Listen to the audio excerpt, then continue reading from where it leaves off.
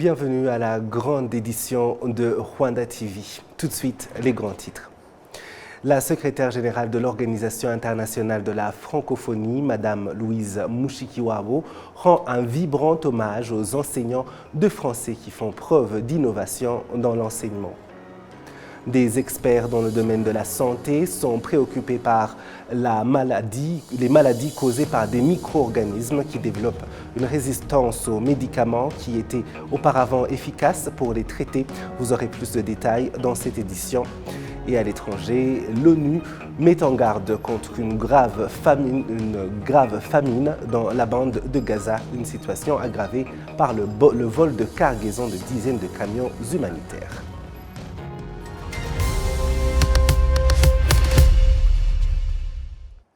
Encore une fois, bienvenue, chers téléspectateurs de la télévision rwandaise. Je suis David Carmel Ingabire. C'est une joie de vous retrouver. Je vous le disais en titre, la secrétaire générale de l'Organisation internationale de la francophonie, Madame Louise Mushikiwabo, rend un vibrant hommage aux enseignants de français qui font preuve d'innovation dans l'enseignement apprentissage de français. À l'occasion de la Journée internationale des enseignants de français, célébrée le 21 novembre, Madame Mushikiwabo a réitéré l'engagement de l'OIF pour la diffusion du français à travers le monde. Chères enseignantes et chers enseignants de français, chères participantes et participants au concours Ma Solution de Champion, c'est avec une grande joie et beaucoup de fierté que je m'adresse à vous aujourd'hui.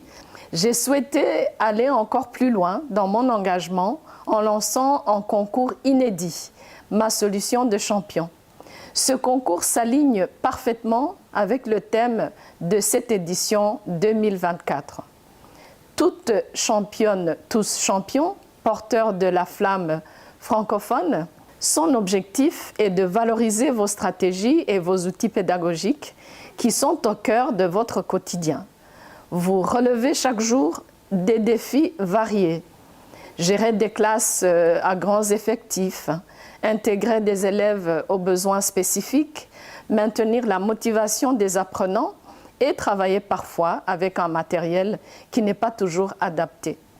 Malgré ces obstacles, vous faites preuve de créativité et d'ingéniosité pour transformer l'apprentissage du français en une expérience moderne, dynamique et utile. Votre engagement est exemplaire et cela s'est confirmé à travers votre mobilisation impressionnante pour ce concours. En moins de 10 jours, nous avons reçu plus de 200 contributions provenant de 33 pays sur les 5 continents. Bravo à vous toutes et tous. Je tiens à souligner avec une grande satisfaction que 62% des participants étaient des femmes, soit 130 enseignantes, une participation forte et inspirante. Certains pays ont particulièrement brillé par leur mobilisation. Le Vietnam, la Roumanie, l'Égypte, le Rwanda, le Cameroun, les Seychelles, le Burkina Faso et le Ghana.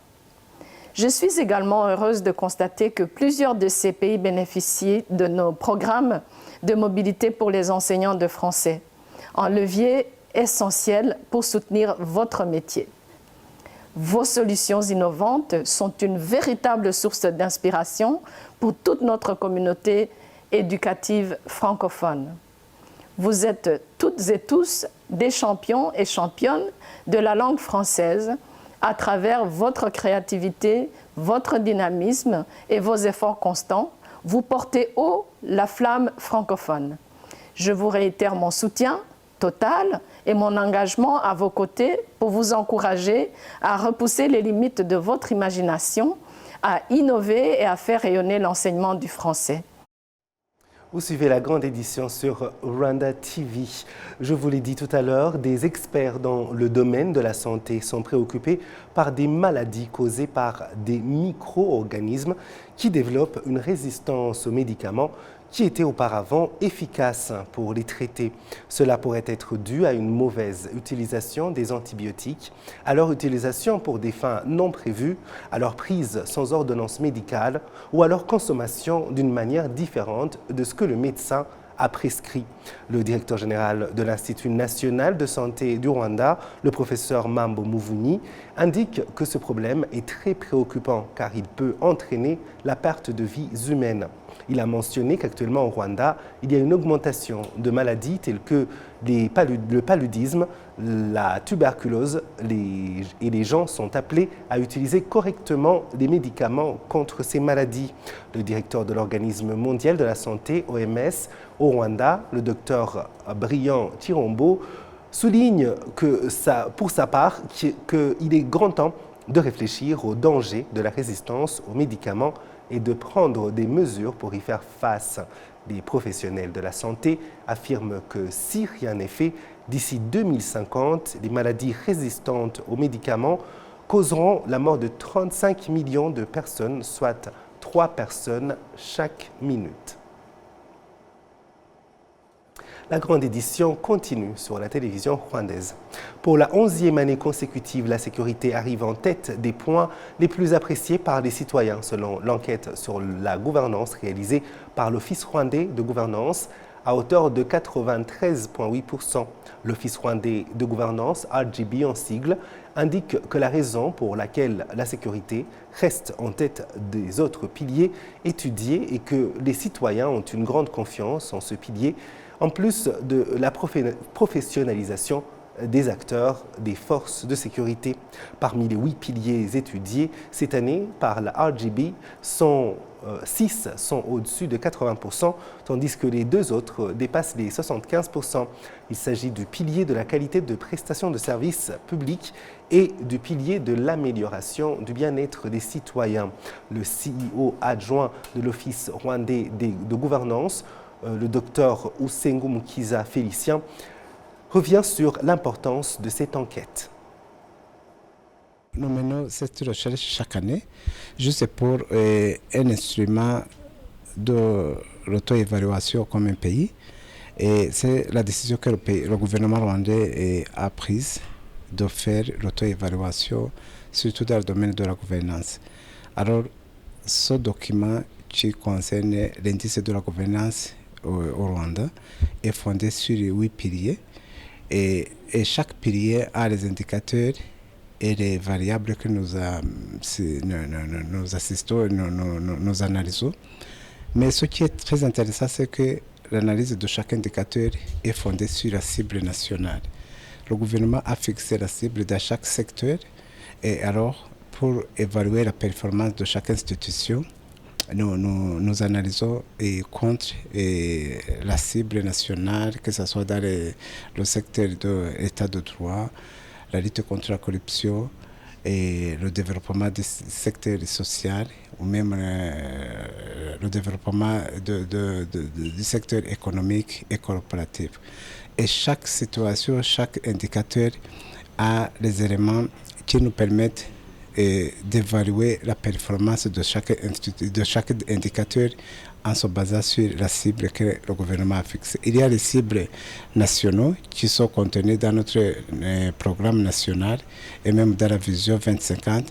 Il y a aussi les cibles qui sont fixées dans le programme régional et international comme Agenda de l'Afrique 2063, comme les ODD, c'est-à-dire les objectifs du développement durable.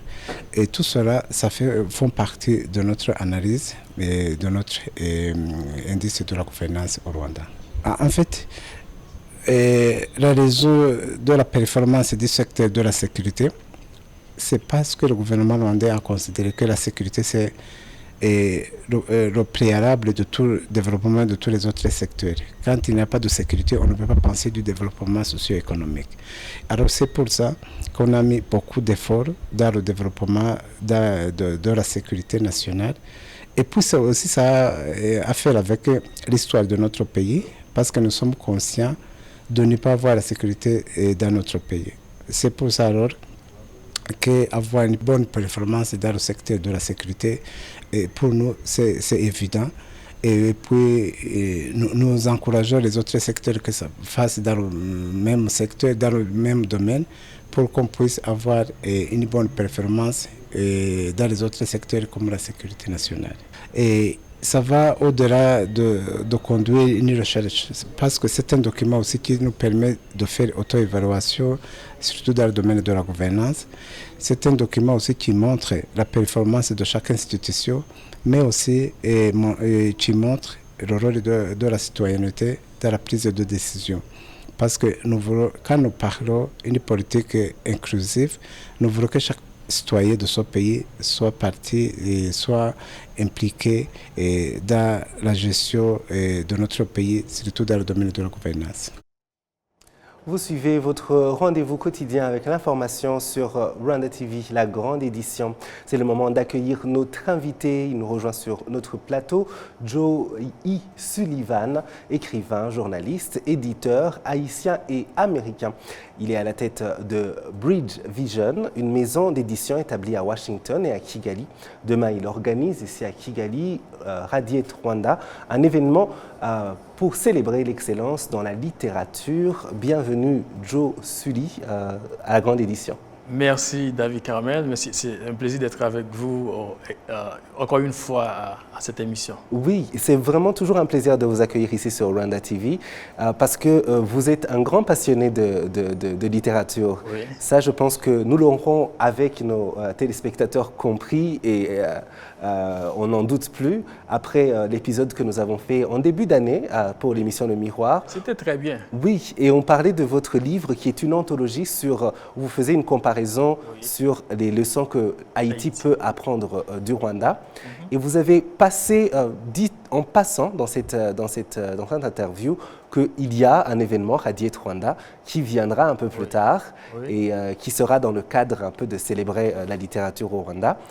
On va y revenir, c'est demain cet événement. Mais tout d'abord, j'aimerais commencer par cette question qu'on peut se poser facilement aujourd'hui où il y a tellement d'autres médiums, il y a le cinéma, il y a les nouvelles technologies, etc. Pourquoi est-ce que la littérature a toujours son importance? La littérature, c'est incontournable, c'est la façon la plus sûre de préserver les héritages culturels, l'histoire. Vous voyez, donc ces médiums-là que vous venez de mentionner, c'est à l'ordre du jour. Mais la littérature, ça permet aux lecteurs, aux lectrices de voyager à travers le temps et l'espace et de pénétrer l'esprit de grands penseurs, ou du moins d'artisans, d'écrivains ou écrivaines. C'est crucial, ce n'est pas quelque chose d'accessoire. C'est nécessaire, la littérature. On peut pas s'en passer. C'est tellement vrai. Et votre analyse de la littérature au Rwanda, après l'expérience que vous avez du terrain local, c'est laquelle? Je pense que le Rwanda a produit de grands hommes. Par exemple, quelqu'un qui vient à l'esprit, c'est Alexis Kagame. J'ai eu l'opportunité de parcourir quelques pages de ses livres, surtout le livre où il a tracé l'histoire des royaumes, des rois du Rwanda. C'est un géant de la littérature, pas seulement ici pour le Rwanda, mais c'est un géant de la littérature mondiale, quelqu'un qui a produit plus d'une centaine de livres. C'est un géant.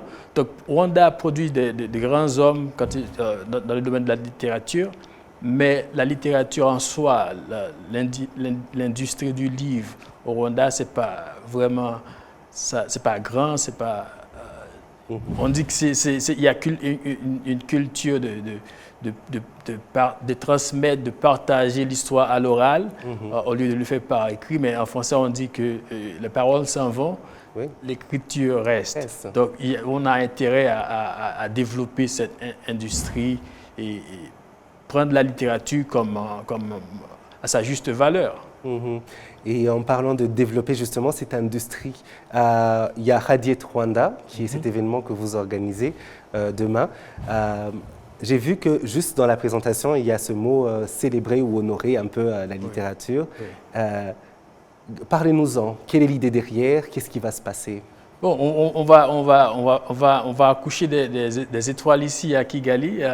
En fait, je viens de mentionner Alexis Kagame, il y a plein de gens qui ont fait des choses extraordinaires, qui ont produit des œuvres littéraires, mais vraiment valables, qui ont obtenu des prix littéraires ailleurs, pas ici au Rwanda, mais on voulait faire quelque chose qui soit le premier, la première du genre, cette édition de Radiate Rwanda, c'est la première, la toute première, ici au Rwanda, une activité qui célèbre la littérature, l'excellence de la littérature, qui honore ses écrivains et ses écrivaines. On essaie de faire quelque chose pour montrer aux jeunes, écoutez, il y a des gens avant vous qui ont produit des œuvres. Vous pouvez être écrivain, ce n'est pas effrayant. C'est quelque chose, on peut vivre de l'écriture. On essaie de mobiliser des gens du gouvernement, du secteur privé, des ambassades, des institutions de toutes sortes pour venir ensemble pour qu'on puisse célébrer ces gens, honorer leurs œuvres littéraires et aussi projeter une image pour que les jeunes sachent qu'il y a avenir pour quelqu'un qui s'adonne à la profession d'écrivain. Donc c'est ça, on essaie de réunir toutes ces parties pour célébrer la littérature parce que je me demandais s'il y a quelque chose de ce genre pour promouvoir l'écriture, un environnement la culture d'écriture ou de lecture ici au Rwanda. Mais il n'y a rien de ce genre.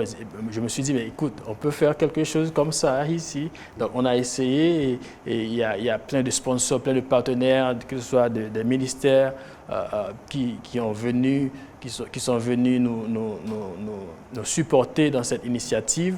Donc c'est ça l'idée de Radiate Rwanda. Et demain, comme vous avez dit, on sera à Kigali Public Library pour le lancement de cet événement grandiose. Nous voulons faire de ce prix littéraire un prix vraiment prestigieux et qui vient avec tous les bénéfices que cela rapporte quand on devient un champion lauréat d'un prix littéraire. Il y a des trucs qui viennent avec ça. Donc, on essaie de faire quelque chose de grand, mais c'est juste le commencement. C'est déjà le début et c'est si important parce que, comme vous le disiez, il n'y a pas d'autres. Et deux questions. La première, est-ce qu'on sait déjà qui seront les lauréats ou alors ce sera une surprise? Le public ne sait pas encore, mais on sait. Il y a eu un comité de jury à l'Académie culturelle, de l'héritage culturel rwandais, et également la bibliothèque et l'archive nationale du Rwanda. Ils ont participé à ce choix des personnes, des écrivains qui vont être honorés demain. Donc même pour eux, ce sera une surprise demain. Oui. Ce sera une belle soirée, en tout cas, ça c'est sûr. Et l'autre question que je voudrais poser, c'est parce que je sais que vous avez un peu d'expérience dans l'organisation d'événements autour de la littérature, peut-être même dans la remise de prix, parce que vous organisez aussi d'autres événements du genre, à Washington notamment. Quel est l'impact lorsqu'il y a ce genre d'événements comme la remise de prix dans des domaines comme la littérature qui sont importants, mais parfois où on ne voit pas tant de prix? Bon, cela a un grand impact sur le plan culturel et social, pas seulement dans le domaine de la littérature, mais on dit que les sociétés qui grandissent, les sociétés qui grandissent et qui évoluent très bien, il y a cette manière d'honorer ce que vous produisez dans la société. Et je pense que montrer au monde ces écrivains, ce n'est pas seulement le domaine de la littérature où cela va avoir un impact, mais la société en général va voir, écoute, nous faisons quelque chose pour honorer ces gens qui font du bon travail, qui sont excellents dans leur domaine. Ils sont récompensés, ils sont célébrés et honorés, Donc, c'est bon pour la société. Puis, le côté économique, si on fait des activités comme ça, on doit employer des gens, des contrats avec ce sera une belle soirée. Je suis sûr que vous serez avec nous demain. Oui. Ce sera une belle soirée et c'est pour stimuler l'industrie du livre ici, pour stimuler les gens à se procurer des livres, à lire, à produire des livres. Donc c'est ça, c'est ce que nous essayons de faire ici à travers cette initiative Radiate Rwanda. Absolument. C'est toujours un plaisir de discuter avec vous, Joe, et on pourrait continuer jusqu'à... Oui, parce que je suis un grand passionné de littérature également. Mais j'aimerais finir en posant cette question. Vous êtes dans ce domaine, je pense que vous êtes la bonne personne. Lorsqu'on pense au futur de la littérature, quel est votre sentiment? Est-ce que vous êtes optimiste lorsqu'on parle de la littérature, de l'industrie littéraire ici au Rwanda et en Afrique en général? Bon, l'industrie littéraire en général, ça fleurit. Par exemple, aux États-Unis, c'est une industrie de plus de 28, près de 30 milliards de dollars. Donc, il y a avenir, hein, il y a un avenir certain pour l'industrie. Initiative comme celle-ci qu'on lance demain peut jouer un rôle dans l'avenir promoteur de l'industrie du livre ici au Rwanda et en Afrique. On doit trouver ces écrivains africains et rwandais qui continuent de produire des œuvres excellentes, des œuvres littéraires excellentes pour stimuler les gens à lire et à s'impliquer dans l'industrie du livre. Mais je suis très optimiste quand il s'agit de l'avenir de la littérature ici au Rwanda. Merci beaucoup, Joe I. Sully. Vous êtes à la tête de Bridge Vision et Radiate Rwanda. C'est un prix littéraire qui sera remis, une remise de prix littéraire qui sera organisée donc demain. Ce sera à Kigali Public Library et on saura donc qui seront les lauréats pour cette première édition juste après-demain, donc dans la soirée de demain. Merci beaucoup d'avoir accepté notre invitation. Merci de m'avoir ici avec vous. Oui, la grande édition continue sur Rwanda TV. Restez avec nous. Les étudiants inscrits dans différentes universités en district de Lubavu sont déterminés à lutter contre le déni du génocide et l'idéologie du génocide en s'efforçant de promouvoir l'unité et de maintenir la résilience acquise par les Rwandais. Kassim Youssouf nous en dit plus. Lors d'une présentation impliquant des responsables gouvernementaux, y compris des agents du ministère de l'Unité nationale et de l'engagement civique, les jeunes ont exprimé leur volonté d'utiliser les plateformes de médias sociaux pour combattre le déni du génocide et la propagation de l'idéologie du génocide. Il y a beaucoup de jeunes Rwandais dont les parents ont perpétré le génocide contre les Tutsis et certains d'entre eux sont exposés à des récits qui falsifient l'histoire. Nous sommes déterminés à les aider à apprendre la vraie histoire du Rwanda. Pour y parvenir, nous utiliserons les plateformes des médias sociaux en les encourageant à s'engager et à en savoir plus sur l'unité et la résilience des Rwandais. Le ministre de l'Unité nationale et de l'engagement civique, Dr Bizimana Jean Damascène, présent à ces discussions tenues à l'université ULK Gisenyi sur l'unité et la résilience des Rwandais, est revenu sur le parcours de 30 ans du pays pour reconstruire l'unité et la résilience en insistant sur le fait que la bonne gouvernance qui garantit le droit de vivre pour chaque Rwandais a constitué la pierre angulaire de ce progrès.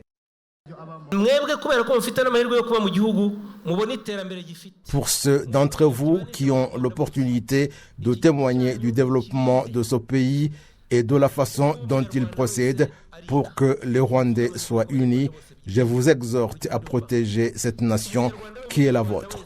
Aujourd'hui, chaque Rwandais a droit à l'éducation et à l'accès aux soins de santé. Le ministre Bizimana d'ajouter que l'idéologie du génocide persiste dans l'est de la République démocratique du Congo, où ce pays soutient et aide les FDLR, un groupe qui cherche constamment à déstabiliser le Rwanda. Ils ont fui avec leurs militaires et civils et sont restés en RDC. Certains s'accrochent encore à l'idéologie du génocide, refusant de rentrer au bercail et de contribuer au développement du pays et continuent à empoisonner les esprits des jeunes.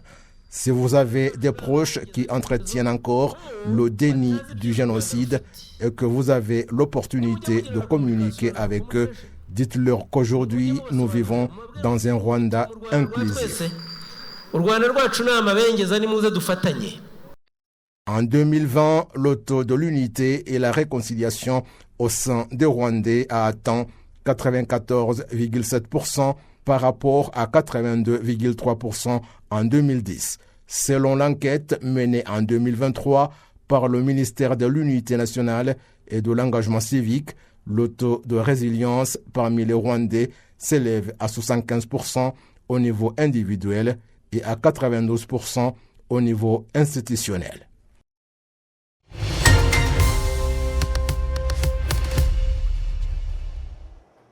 Ouvrons cette page internationale au Proche-Orient où l'ONU met en garde contre une grave famine dans la bande de Gaza, une situation aggravée par le vol de la cargaison de dizaines de camions humanitaires qu'Israël impute au Hamas. C'est probablement le seul repas que Yasmine cuisinera pour sa famille de toute la journée. Avec son mari et ses 4 filles, cette Gazaoui vit dans un camp de réfugiés dans le centre de Gaza. Ils ont déjà été déplacés 5 fois.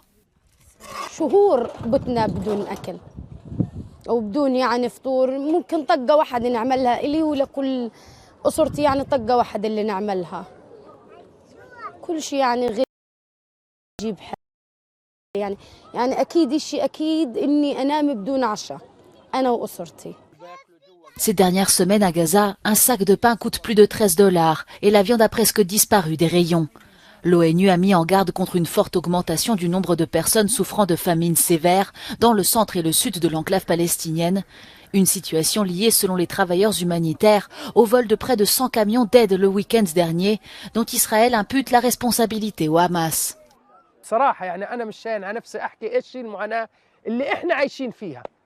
يعني أنا نفسي خجلان إني أحكيها قدام العالم ومليون مليار مسلم بتفرج علينا وإحنا في الحرب والمعاناة والناس في المعاناة.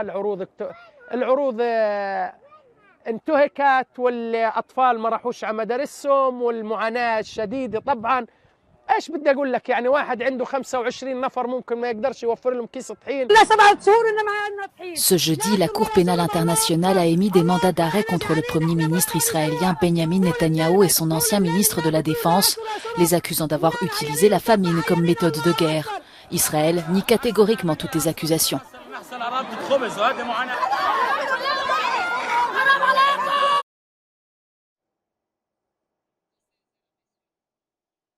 Et voilà, nous arrivons à la fin de cette grande édition. Merci de nous avoir suivis. Je remercie toute l'équipe qui m'a aidé à la préparer. Au plaisir de très bientôt vous retrouver.